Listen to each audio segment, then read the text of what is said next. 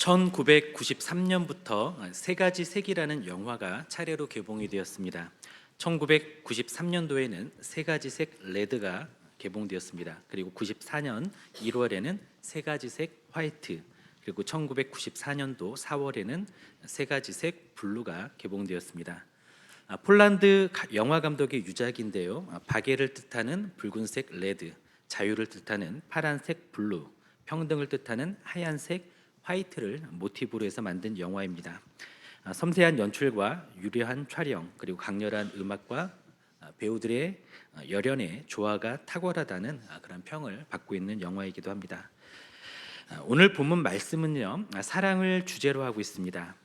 그 사랑을 또 세 가지 색으로 나타내고 있습니다. 말씀을 통해서 사랑이 갖고 있는 세 가지 색을 살펴보기를 원합니다.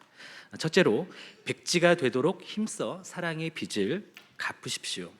8절 말씀은 사랑은 선택사항이 아니라 의무라고 우리에게 말씀하고 있습니다. 우리 8절 말씀을 함께 읽겠습니다. 피차 사랑의 빚 외에는 아무에게든지 아무 빚도 지지 말라. 남을 사랑하는 자는 율법을 다 이루었느니라. 아멘. 많은 분들이 이 말씀을 돈을 꾸는 것, 대출을 받는 것, 신용카드를 사용하는 것에 반대하는 근거로 사용하기도 합니다. 저도 그런 편입니다. 그리고 저는 이 말씀을 잘 실천하는 편입니다. 아무에게든지 아무 빚도 지지 않으려고 노력을 하고 있기 때문에 그렇습니다. 저는 융자도 없고요, 돈도 없습니다. 체크카드를 주로 사용하고 있습니다. 신용카드를 쓸 일이 있을 때는 사용하더라도 납부 기일이 되기 전에 즉시 결제로 납부를 합니다. 한번 신세 지면 꼭 갚고자 노력을 합니다. 그런데요, 8절 말씀은 융자나 대출을 금하는 것이 아닙니다. 예수님도 이것을 허용하셨죠.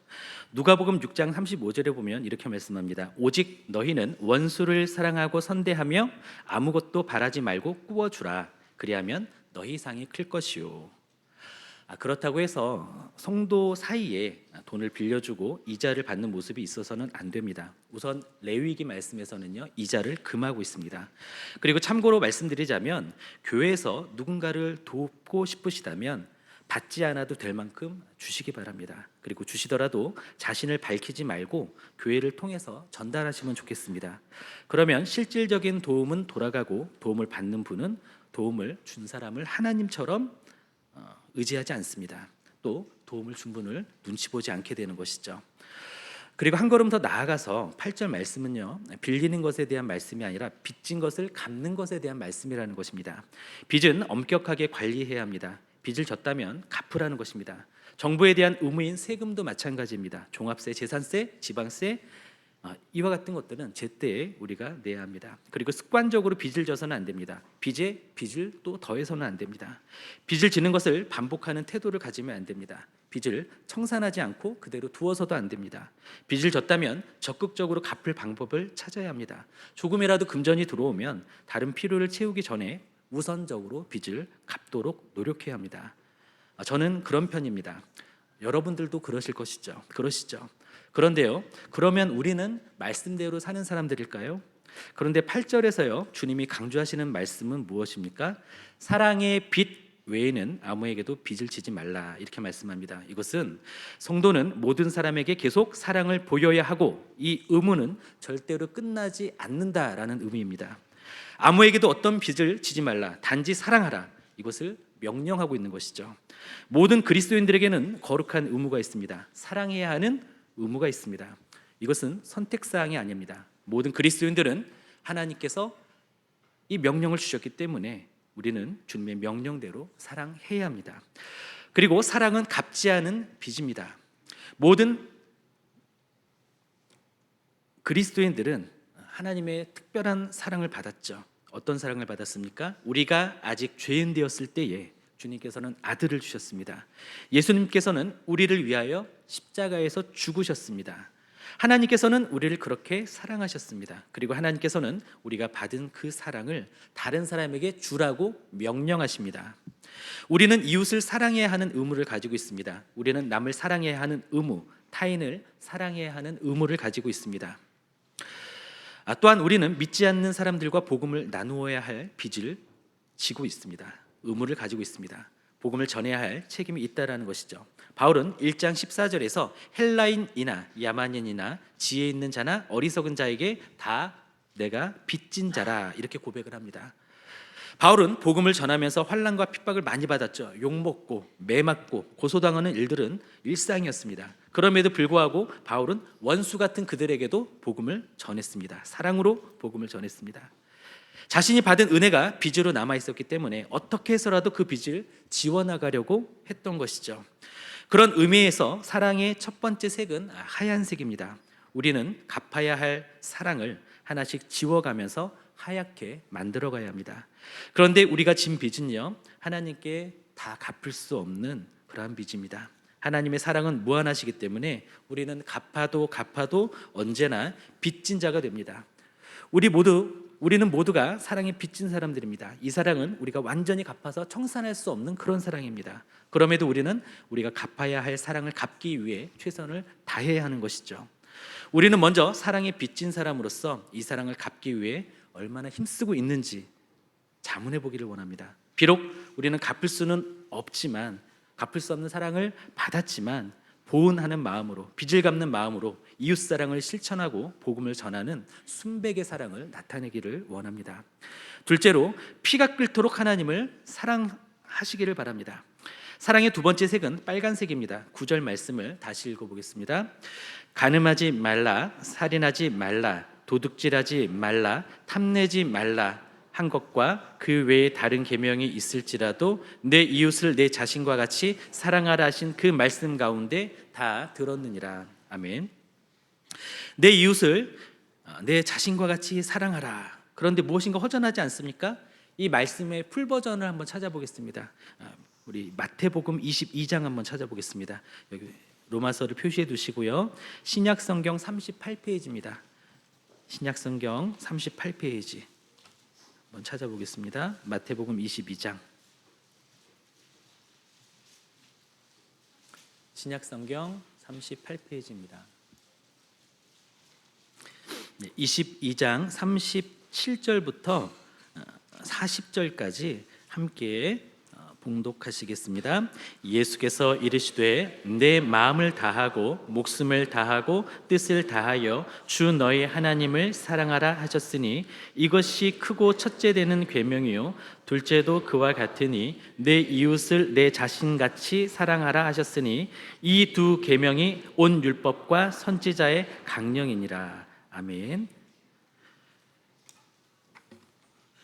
그런데요, 다시 로마서로 와 보니까 하나님을 사랑하라가 빠져 있죠. 왜 이웃을 사랑하라고 이렇게 요약해서 말씀을 하고 있으실까요? 로마서의 구조를 다시 한번 기억을 해볼까요? 1장부터 11장까지는 어떻죠? 예수님이 보여주신 위대한 사랑에 대한 말씀입니다. 그리고 12장부터 16장까지는 우리가 보여야 할 사랑에 대한 말씀입니다. 그리고 로마서 8장 28절에는 이렇게 말씀하십니다. 하나님을 사랑하는 자, 여기에서부터 시작을 하죠. 하나님을 사랑하는 자, 곧 그의 뜻대로 부르심을 입은 자들에게는 모든 것이 합력하여 선을 이루느니라. 다시 로마서 13장 9절로 돌아오면 우리는 하나님을 사랑하는 것을 기본으로 하고 우리의 이웃을 우리 자신과 같이 사랑해야 한다라는 것입니다. 어거스틴은 이런 이야기를 했습니다. 하나님만 사랑하십시오. 그리고 나머지는 당신 마음대로 하십시오. 사랑에도 순서가 중요한데요, 하나님을 사랑하면 하나님의 뜻을 구하게 됩니다. 그래서 주님의 뜻에 순종하게 됩니다.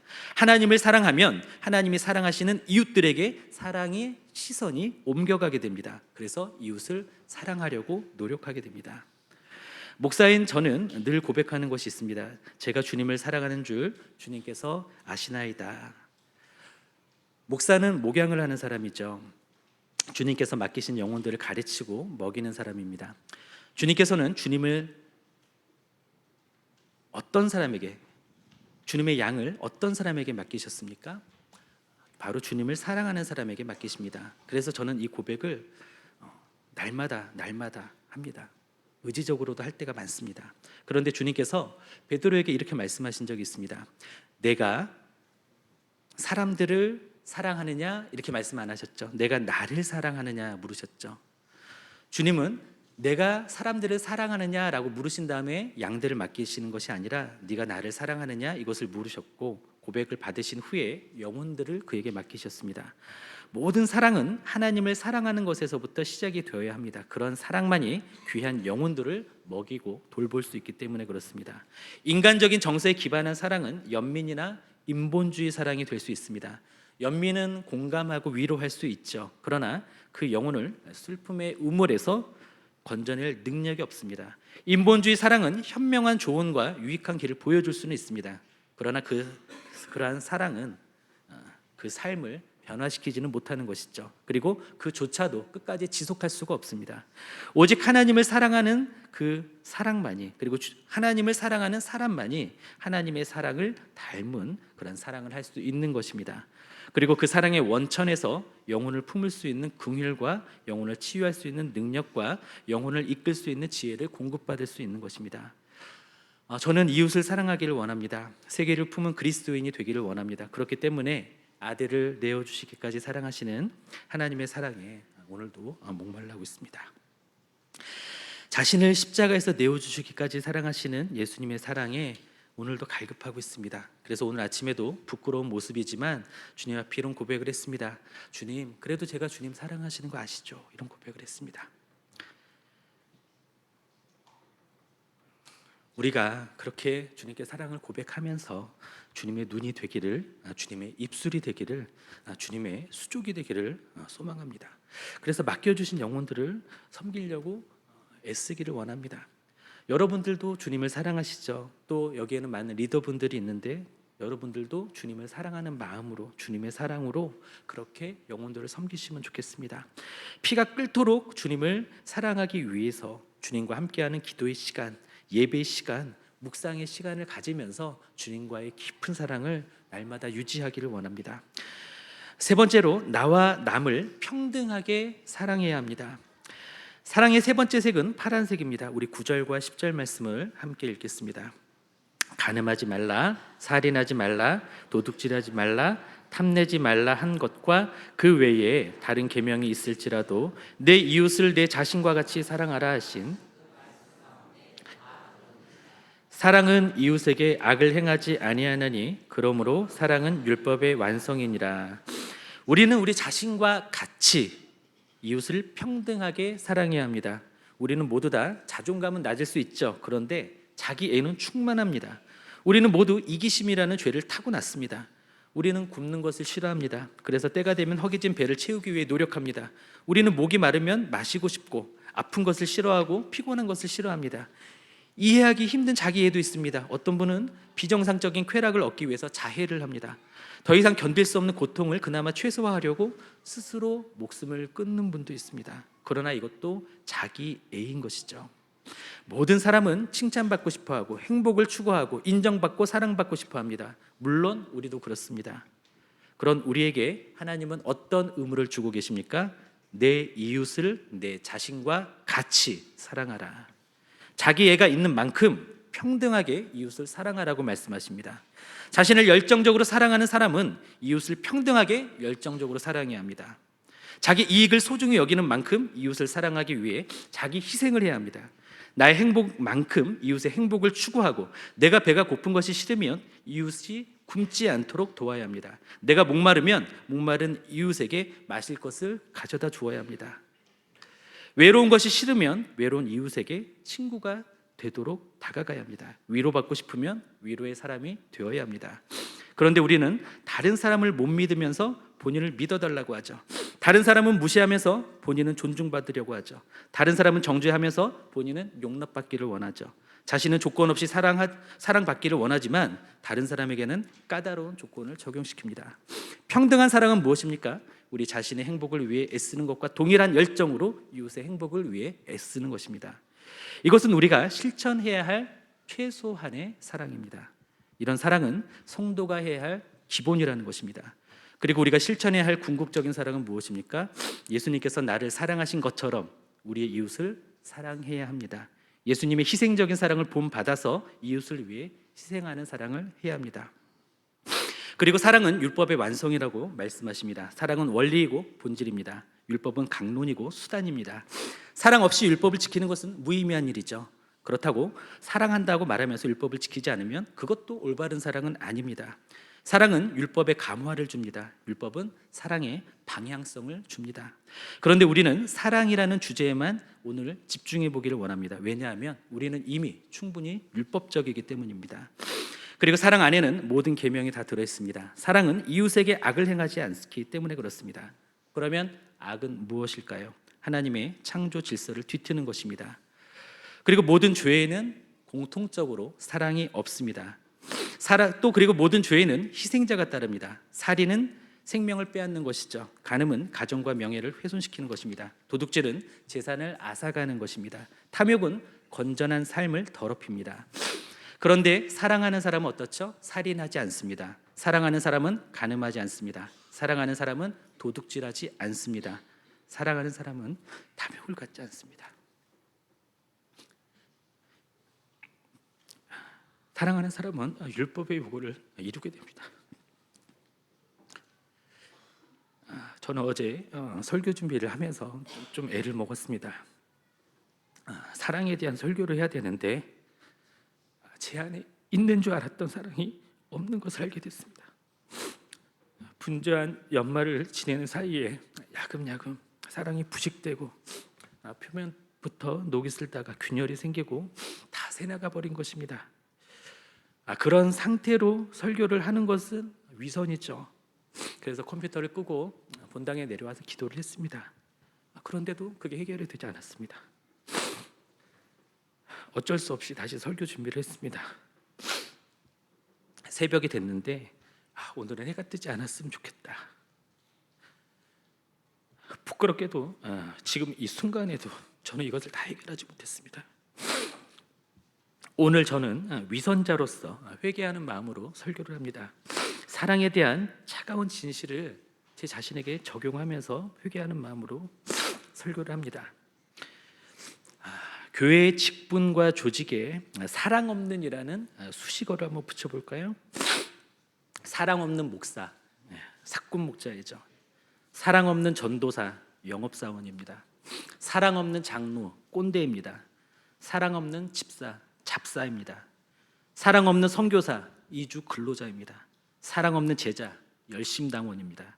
사랑 없는 예배부, 사랑 없는 미디어부, 사랑 없는 미화부, 사랑 없는 선교부, 사랑 없는 중보기도부, 사랑 없는 전도부, 사랑 없는 새가족부, 사랑 없는 구제부, 사랑 없는 유치부, 사랑 없는 유초등부, 사랑 없는 중고등부, 사랑 없는 청년부, 사랑 없는 봉사부, 사랑 없는 주차 안내부, 사랑 없는 관리부, 사랑 없는 친교부, 사랑 없는 재정부. 어느 부서라도 사랑이 없으면 숨막히는 부서가 됩니다. 가장 비극적인 표현은 무엇일까요? 사랑 없는 교회입니다. 사랑 없는 교회가 가진 환상적인 건물은 흉물입니다. 사랑 없는 교회 조직은 이기적인 집단뿐일 뿐입니다. 그 교회는 삭막하더라, 그 교회는 사랑이 없더라, 우리가 이런 말을 듣게 된다면 우리는 그 순간 심판의 도끼가 임박했음을 알고 당장 회개해야 합니다. 저부터 충만한 목사가 되도록 회개하고 또 기도하겠습니다.